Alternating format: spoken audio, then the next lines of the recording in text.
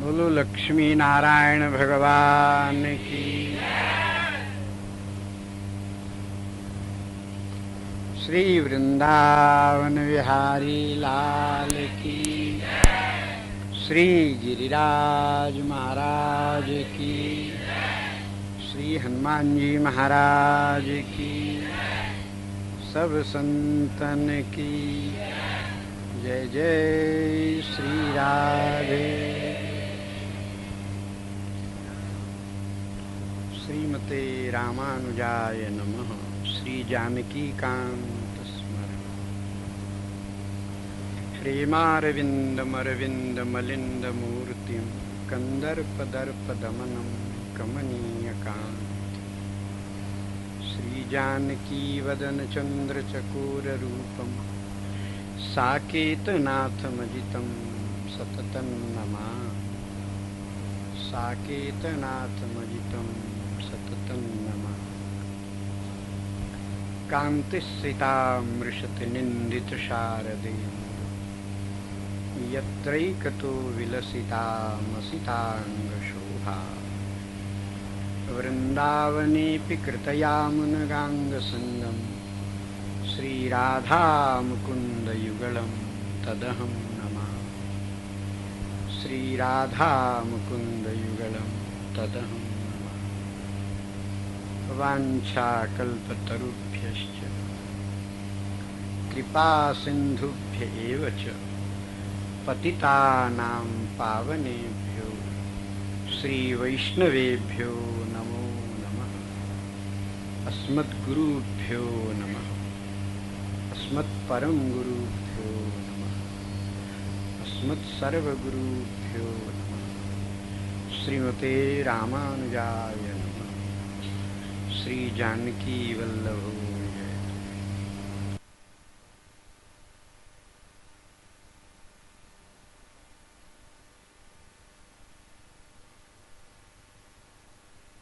सरस्वतीं व्यासं ततो जयन्ति। अनंत कोटि ब्रह्मांड नायक परात्पर ब्रह्म परमात्मा आनंद कंद भगवान श्री अयोध्यानाथ जी की अनुकंपा से जीवों को सत्संग का सौभाग्य प्राप्त होता है। द्वापर के अंत का समय था। त्रिकालज्ञ ऋषियों ने कलिकाल का आगमन अवश्यम भावी जान।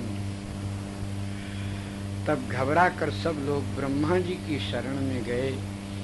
श्री ब्रह्मा जी से प्रार्थना किया, प्रभु ये घोर कलिकाल आ रहा है, भगवान ने बनाया है, इसे कोई रोक नहीं सकता। इसका प्रचंड प्रभाव होगा।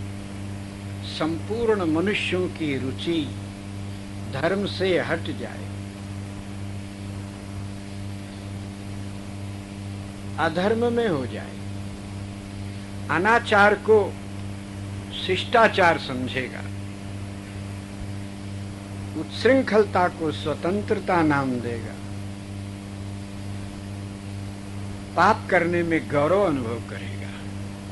प्रभु सत्पुरुषों के रहने योग्य ये कलिकाल नहीं है, इसको रोका नहीं जा सकता। गर्मी तो पड़ रही है, कोई माई का लाल गर्मी को रोक नहीं सकता। अपने बचने का उपाय किया जा सकता।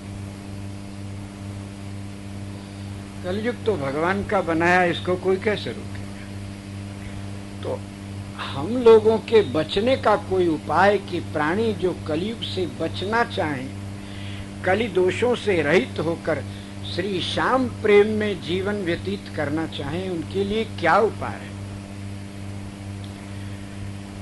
हम लोगों ने तो आज तक शास्त्रों को पढ़कर, सुनकर, सत्संग के द्वारा यही अनुभव किया है कि सत्संगो ही भवभंजन, संसार चक्र से छुड़ाने वाला, कली के प्रवाह को मिटाने वाला, कली दोषों से बचाने वाला सत्संग है। सत्संग में काल की गति नहीं होती। रामायण में सुग्रीव जी कहते हैं, ये बाली मेरा भाई नहीं काल है।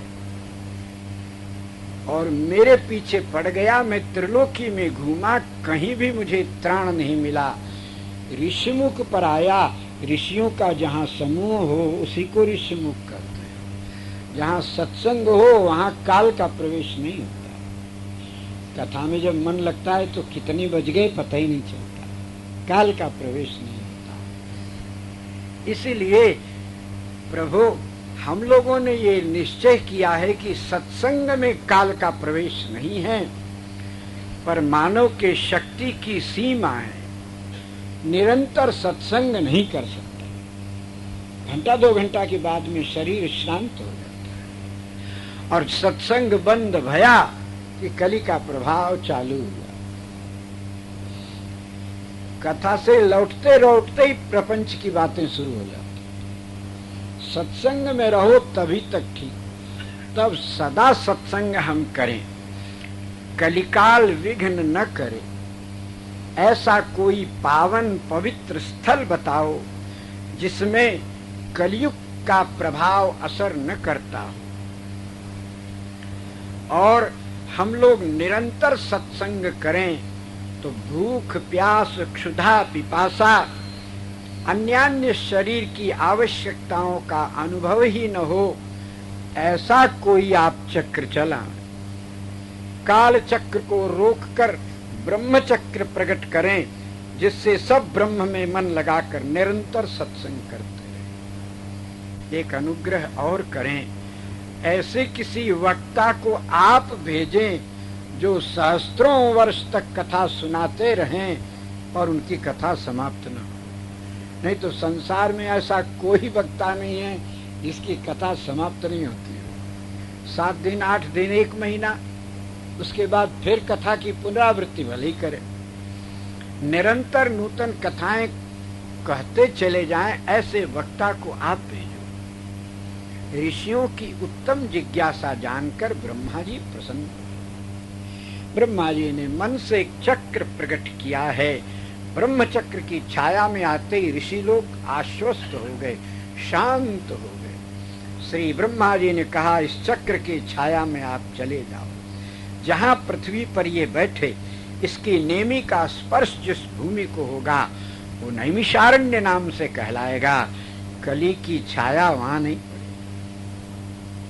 और ये चक्र जहाँ रसातल में चला जाएगा, वहां से मंदाकिनी की धारा प्रकट होगी, उसे चक्र तीर्थ कहा जाएगा। उस चक्र तीर्थ में स्नान करने वाला प्राणी संसार चक्र से छूट जाए। उसी चक्र तीर्थ में स्नान करके भगवती गोमती गंगा के किनारे विशाल घनघोर जंगल में एकांत शांत जगह में भगवान की कथा का आयोजन करके वक्ता की प्रतीक्षा करो। श्री ब्रह्मदेव की आज्ञा से ऋषीन्द्र मुनीन्द्र अमलात्मा गण ब्रह्मचक्र की छाया में धीरे धीरे पृथ्वी की परिक्रमा करते हुए एक जगह ब्रह्मचक्र ने पृथ्वी को स्पर्श किया। नैमिषारण्य नाम का परम पवित्र स्थान प्रकट हुआ। सभी तीर्थों में श्रेष्ठ है, जहाँ की हुई साधना शीघ्र सिद्धि प्रदान करती है। तीर्थ बर नैमिष विख्याता, अति पुराण साधक सिद्धिदाता। सतयुग में स्वयंभू और मनु शतरूपा ने इसी तीर्थ में तप करके भगवान को पुत्र रूप में प्राप्त किया। नैमिषारण्य का प्रागट्य हुआ है। ऋषियों ने गोमती गंगा जी का आवाहन किया है। ब्रह्मा जी के चक्र ने रसातल में जाकर पाताल गंगा भगवती अलकनंदा को ऊपर खींच लाया। वो ब्रह्म कुंड, वो चक्र तीर्थ, आज भी उसका जल गोल गोल घूमता ही रहता है तो कुआं सा,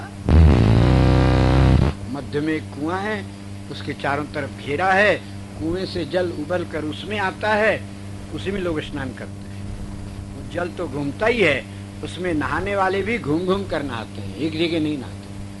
उस कुंड की परिक्रमा करते रहते हैं, नहाते हैं। कुछ तो इनके चलने से पानी गोल गोल घूमता है और कुछ वो सहज घूमता है। ये चक्र तीर्थ है, संसार चक्र से छुड़ाने वाला। बगल में ही भगवती गोमती गंगा बहती। गोमती जी की पवित्र धारा है। और कथा का आयोजन एकांत शांत जगह में ही करना चाहिए, कोलाहल पूर्ण बाजार में नहीं। एकांते नदी तीरे अथवा शून्य मंदिर, यहाँ का प्रबंध देखकर हमारा लाला तो प्रसन्न हो गया। ऐसी जगह कथा जहाँ श्रोता केवल सुनने के लिए ही आते हो। बीच बाजार में होगा तो तमाशा देखने श्रोता लोग आते हैं। भगवान की कथा में जो आवे वो केवल कथा के लिए ही आवे, ज्यादा भीड़ की आवश्यकता नहीं होती है। श्रोता शांत होकर भगवान की कथा श्रवण करे। और इतनी सावधानी बरती गई है कि मंडप में प्रवेश करते ही जहां तहां लिख लिख कर रखा गया, यहाँ कैसे रहना, कैसे उठना, कैसे बोलना। बड़ा अच्छा प्रबंध है। हमने तो पहले ऐसा प्रबंध देखा है। और वो बाजा लगाना, टीवी लगाना, ऐसे प्रबंध तो बहुत देखे। पर ऐसी सरलता, शांति और श्रोताओं को आते समय मार्ग में ही उपदेश मिल जावे, पढ़ करके कैसे बैठना, कैसे सुनना। अति सुंदर शांत एकांत नैमिषारण्य में गंगा जी के किनारे श्री सूत जी महाराज की कथा होने वाली है। और गिरिराज जी की तरहटी में आप लोग कथा सुन रहे हैं। धन्य भाग है। गोवर्धनम गिरिवरम प्रणमामि नित्यम। संसार में जितने पर्वत हैं सब में गिरिराज गोवर्धन धन्य है। भगवान ने जिनको अपने मस्तक के ऊपर धारण किया, ऐसा बड़ा देवता दुनिया में कोई। श्री गिरिराज संपूर्ण मनोकामनाओं को पूर्ण करने वाले। सभी संप्रदाय के आचार्यों ने श्री गिरिराज की शरण ली। श्री गिरिराज सब प्रकार के मनोरथ पूर्ण करने वाले गुरु तत्व पर्वत बनकर विराजे हैं। सभी इनका आश्रय ग्रहण करते हैं। गुरु तत्व अत्यंत दिव्य होता है। गुरु तत्व के अनुग्रह के बिना भगवान की प्राप्ति संभव नहीं। ऋषि लोग नैमिषारण्य में बैठ गए हैं, गुरु की प्रतीक्षा करते हैं, कोई उपदेश देने वाला आवे। भगवान भेजेंगे, हम चुनेंगे गुरु जी, तो हम कितने लायक हैं जो गुरु बनावेंगे। आप यदि इतने ही लायक होते तो गुरु की जरूरत क्या होती है। बोले हम तो नालायक हैं। बोले तब आप जिसको बनाओगे वो कितना लायक होगा। इसलिए मनुष्य गुरु नहीं बनाता, गुरु तो भगवान हैं, बनाकर भेजते हैं। आदि शेष भगवान के जो हैं यही गुरु तत्व हैं।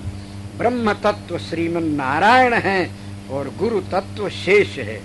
शेष माने बचा हुआ।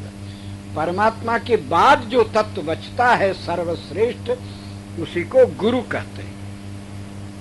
श्रेष्ठ तत्व को गुरु क्यों कहा? गुरु का अर्थ होता है भारी। जीव होने पर भी परब्रह्म परमात्मा को अपने भक्ति और प्रेम के बल पर लघु बना दिया जिसने, उसको गुरु कहते हैं। आपकी गोदी में हाथी तो नहीं बैठेगा, जो बैठेगा आपसे हल्का होएगा वही गोद में बैठ सकता है। श्री नारायण जिसकी गोद में हैं, नारायण हल्के हैं कि नहीं? नहीं होते तो शेष की गोदी में रह पाते। शेष ने अपनी भक्ति से प्रभु को हल्का किया है। गुरु तत्व बताता है कि मेरे अंक में, मेरे हृदय में भगवान है, जिस पर मैं कृपा करूं उसकी गोद में लाला को दे सकता। गुरु के अनुग्रह के बिना भव सागर से ब्रह्मा और शंकर जी का कल्याण नहीं होता। मनुष्य की तो बात क्या। गुरु बिनु भव निधि तरे न कोई, जो विरंच शंकर सम होई। गुरु तत्व में क्या विशेषता है? बोले अरे विशेषता, गुरुर ब्रह्मा गुरुर विष्णु गुरुर्देवो महेश्वर गुरुर साक्षात परब्रह्म। ब्रह्मा विष्णु महेश ये तीनों ही ब्रह्म कहलाते हैं। अब साक्षात परब्रह्म क्या होता है? बोले ये तीनों अलग अलग रहते हैं तो तीनों ब्रह्म मिल कहलाते हैं, तीनों मिलकर एक होते हैं तो परब्रह्म कहलाते हैं। ब्रह्मा जी महाराज जगत की उत्पत्ति करते हैं, पर इनका काम कच्चा है। भगवान विष्णु पालन करते हैं, कच्चा काम है। भगवान शंकर संहार करते हैं, कच्चा काम है। कैसे? बोले ब्रह्मा जी जिसको बनावे वो नष्ट हो जाए तो काम कच्चा कि नहीं? ब्रह्मा जी बनाते हैं शरीरों को, संसार को, और ये नष्ट होता है तो कच्चा काम। भगवान विष्णु पालन करते हैं लक्ष्मीकांत, फिर भी लोगों को भूखे देखा जाता है तो कच्चा काम नहीं है। भगवान शंकर संहार करते हैं और ये फिर पनप जाता है यथा पूर्वम कल्पयत, तो कच्चा काम भया कि नहीं भया? और गुरुदेव ज्ञान उत्पन्न करते हैं जो कभी नष्ट नहीं होता, सत्संग के द्वारा शंकाओं का समाधान करके अज्ञान को उत्पन्न होने नहीं देते, ज्ञान का संरक्षण करते हैं। विष्णु भगवान से अच्छा और सच्चा काम करते हैं और रुद्र संहार करते हैं, संसार बन जाता है। गुरुदेव जिस अज्ञान का और पाप का संहार करते हैं फिर नहीं पनप पाता है, और तीनों काम अकेले करते हैं, इसलिए गुरु साक्षात परब्रह्म। ये गुरु तत्व आयु में छोटा हो बड़ा हो इससे कोई अंतर नहीं पड़ता। शेष रामावतार में लक्ष्मण बनकर प्रकट भय हैं, राम जी के छोटे भाई, भगवान के छोटे भाई हैं। भगवान ब्रह्म हैं और ये उनके दास हैं, सेवक हैं, छोटे भ्राता हैं, पर तत्व में गुरु हैं। गुरु तत्व होने के कारण इनकी अवज्ञा करे तो परमात्मा और परमेश्वरी को भी विपत्ति में पड़ जाना पड़ता है। श्री रामभद्र हिरण के पीछे चले, जानकी जी के कहने से लक्ष्मण जी ने उठकर कहा, आर्य ये क्या? वो सोने का हिरण होता है? असंभवम हे मृगस्य जन्म। आप नाटक कर रहे हैं, मैं देख रहा हूं वो मारीच है। अभी परसों भी आया था 18 राक्षसों के साथ में, आपने 17 को मारा, इसको छोड़ दिया, किस लीला के लिए पता नहीं, आज फिर वही आया है। और आवश्यकता हो तो हमारे रहते आप कष्ट करें, ये ठीक नहीं, हमको जाने दो। भगवान ने कहा, लक्ष्मण बात तो तुम्हारी ठीक है, पर वैदेही ने पहले पहल कहा है कुछ, आज इनकी बात मान लेना चाहिए। लक्ष्मण जी चुप हो गए। गुरु की बात नहीं मानेंगे, दुल्हन की बात मानेंगे। मान के देखो क्या होता है। श्री राम जी गए तो हिरण नहीं मिला, लौट के आया तो सीता जी नहीं मिली। परमेश्वर को रोना पड़ा 10 महीना तक गुरु की अवज्ञा करना।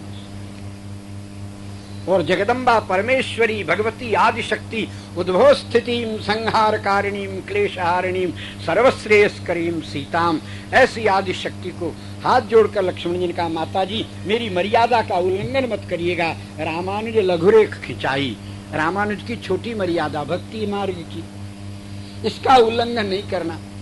श्री जी ने, मैं सर्व शक्तियों की मूल महाशक्ति हूँ, रेख नांग सी बाहर आई और लंका के कारागार में पहुंच गई। गुरु की अवज्ञा करने से 10 महीना परमेश्वरी को भी रोना, चाहे परमात्मा हो चाहे परमेश्वरी हो, गुरु तत्व की अवज्ञा भारी पड़े। और गुरु को धारण करते हैं भगवान के आधार शेष हैं, सर्वाधार भगवान है और भगवान के आधार शेष हैं। गुरु के तत्व के ऊपर ही भगवत तत्व टिका हुआ है। संसार में गुरु तत्व हट जाए तो भगवत तत्व का ज्ञान किसी को नहीं होगा। गुरु तत्व आधार है और यही सबकी रक्षा करने में समर्थ है।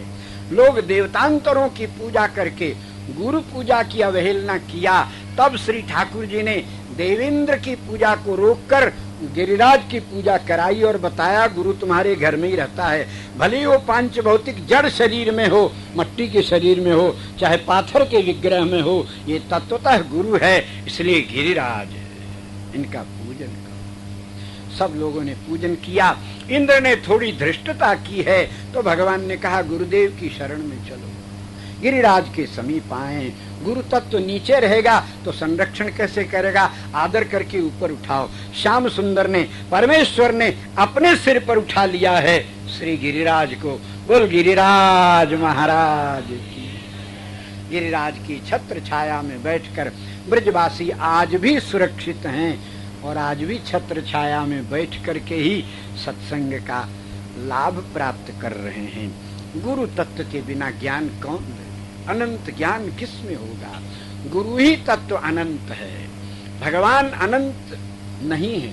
भगवान का नाम अनंत है, रूप अनंत है, लीला अनंत है, गुण अनंत है, पर भगवान अनंत नहीं है। गिनती में एक है, दो भी नहीं, एकमेवा द्वितीयम। तो परमात्मा का अंत है गिनती में भगवान एक ही हैं, इनके नाम अनंत हैं, रूप अनंत है, लीला अनंत है, गुण अनंत है, शक्ति है, पर ये स्वयं अनंत नहीं है, एक हैं। इनका अंत है, भगवान एक ही हैं। और गुरु अनंत हैं। आज तक कितने लोगों के कितने गुरु होते आए हैं, कौन माई का लाल गिन सकता है। अनंत अनंत गुरु प्रकट हुए हैं। इसलिए इनकी वंदना करते समय रामायणकार लिखते हैं, जय अनंत जय जगदाधारा, तुम प्रभु सब देवन निस्तारा। ये गुरु तत्व अत्यंत दिव्य है। नौमिषारण्य में ऋषि लोग गोमती गंगा के किनारे हरे हरे घनघोर वृक्ष और जंगल के मध्य में हरी हरी दूर्वा पर अपने अपने कुशासन बिछा करके बैठे हैं। सामने विशाल बरगद का वृक्ष है, उसके मध्य में चारों तरफ वेदी का निर्माण भया है। वो बरगद का वृक्ष गुरु तत्व के संरक्षण के लिए गोल न होकर के ऐसे है जैसे कड़ाही होती है, जिसमें बैठने की सुरक्षा है। ऊपर से घनघोर डालियां गई हैं। आज भी वो वृक्ष नैमिषारण्य में ज्यों का त्यों, बड़ा प्राचीन वृक्ष है, विचित्र स्वरूप है, घनघोर है। उसके सामने भद्र वेदी पर महर्षियों ने एक नन्ही वेदी प्रकट की है, बनाई है, गाय के गोबर से लीपकर सुंदर सजावट करके उसके ऊपर कलश की स्थापना करके विघ्न विनाशक भगवान गणपति का पूजन किया है। श्री गणेश जी महाराज के पूजन के बिना कोई काम प्रारंभ करो उसमें विघ्न आवे ही आवे। ये विघ्न हरता है और विघ्न करता भी है, विघ्नेश है। इनकी पूजा न करो, ये अपने बाप को नहीं छोड़ते, आपको क्या छोड़े। भगवान शंकर त्रिपुर का विनाश करने के लिए धनुष पर बाण उठाया, 5 मिनट में उसको मारना है। जब तीनों पुर एक में मिले हों, वो अलग हो जाए तो कोई माई का लाल मार नहीं सकता उनको। वो 1 सहस्त्र वर्षों में आपसी ऊर्जा प्रदान करने के लिए आपस में सटते हैं, 5 मिनट में ही ऊर्जा प्राप्त करके अलग हो जाए। अलग होने पर नहीं कटेंगे, नहीं मरेंगे। और सटे रहे तब तो अब 5 मिनट में एक बाण मारा, वो व्यर्थ चला गया, निशाना चूक गया। दूसरा बाण मारा, निशाना चूक गया। महादेव जी को पसीना आ गया। मेरा लक्ष्य कभी च्युत नहीं होता है, कभी च्युत नहीं होता, कभी व्यर्थ नहीं जाता, मेरा निशाना चूका। घबराते ही भगवान श्री हरि प्रकट भये। बोले प्रभु मेरा लक्ष्य कैसे चूक रहा है। बोले आपका बेटा विघ्न कर रहा है, आपने युद्धारंभ में पूजा नहीं की। बोले क्या करता है। बोले जब आप लक्ष्य निर्धारित करते हैं तो अंगूठे में खाज आ जाती है, वो आपको पता नहीं चलता, अंगूठा में खाज करने लगता है, वो निशाना चूक जाता। पार्वती जी को पुकारा महादेवी, बोले थोड़ा उपद्रवी का पूजा कर दे तो ये विघ्न कर रहा है। पार्वती जी ने पुकारा हेरम्ब, बोले किम अम्ब, अरे बेटा तुम्हारे पिताजी युद्ध कर रहे हैं। कुमकुम लगाया, अक्षत लगाया, हाथ में एक मोदक दे दिया। गणेश जी ने कान फड़फड़ा दिए, विघ्न भाग गया। तीसरे बाण में त्रिपुर का महाविनाश हो गया। भगवान त्रिपुरारी कहलाए। इसलिए नौमिषारण्य के मुनीश्वरों ने सबसे पहले भगवान विश्वक्सेन गणपति का पूजन किया। ये गजानन गणेश तो बाद में प्रकट हुए हैं। नित्य गणेश वैकुंठ के महागणाधिपति, वेदों में जिनका गणानाम कर वर्णन है, वो भगवान विश्वक्सेन है। सूत्रवती कांत विघ्न विनाशक सनातन। श्री शिव पार्वती ने अपने ब्याह में जिस गणपति की पूजा की, ये भगवान विश्वक्सेन है। मुनि अनुशासन गणपति पूजे शंभु भवानी। बोले गणेश तो अभी पैदा नहीं भरे, पूजा किसकी कर रहे हैं। को सुनि संशय करे जने, सुर अनादि जिए जान। देवता अनादि हैं, भगवान विश्वक्सेन अनादि सनातन गणेश हैं। और फिर गजानन गणेश इन्हीं के अवतार हैं। यस्य दुर्यदवक्त्राद्याः पारिषद्याः परशतम विघ्नं निघ्नन्ति सततम विश्वक्सेनं तमाश्रये। नाग पांचरात्र में सर्वप्रथम विघ्न विनाशक सनातन नित्य वैकुंठ के महागणाधिपति भगवान विश्वक्सेन का पूजन करने का विधान है। फिर जब पार्वती नंदन गजानन गणेश हुए तो ये अधिकार इनको मिला और अब गजानन गणेश पूजाते। इस प्रकार मुनियों ने गणपति पूजन किया है। भद्र वेदी में पूजन की सामग्री रखकर अब बैठे सब भगवान नाम कीर्तन करते हुए गुरु की प्रतीक्षा करते हैं। कोई ऐसे गुरुदेव पधारे जो अनंत ज्ञान संपन्न हो, जिनका ज्ञान कभी खत्म ही नहीं होता।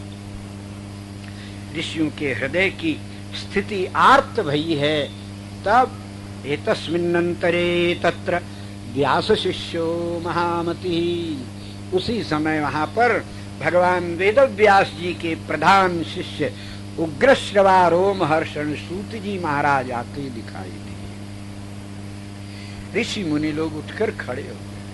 सूत जी को देखते ही पहचान गए कि अनंत ज्ञान का भंडार मूर्तिमान आ रहा है। सूत जी का सब लोगों ने अभिनंदन किया है। फिर ब्रह्मासन पर, ऊंचे आसन पर आग्रह करके बैठाया है। सूत जी महाराज ने नम्रता पूर्वक प्रार्थना की है, अति आग्रह मानकर ब्रह्मासन पर बैठे। श्री सूत जी महाराज का परिचय इस प्रकार। सूत शब्द का अर्थ होता है विलोम जाति में उत्पन्न होने वाला, अच्छी जात का नहीं। क्षत्रिय जिसका पिता हो, माँ ब्राह्मणी हो, संकर ताते सूत कहलाता है। संकर जाति है, मिलावट की जाति, वर्ण शंकर उत्तम नहीं है, विलोमज है, इसलिए सूत कहलाते हैं। उसका नाम सूत है। चार जाति भगवान की बनाई है, ब्राह्मण, क्षत्रिय, वैश्य, शूद्र। किस लिए बनाया? इसलिए कि किसी को पेट की चिंता न होवे, अपना अपना काम करे, जो जिस जाति में पैदा भया उसका वही काम। नौकरी की किसी को चिंता नहीं, नौकरी करना न पड़े, पेट की चिंता नहीं। तब सत्संग के लिए और अध्ययन के लिए पर्याप्त समय सभी प्राणियों को मिलता है।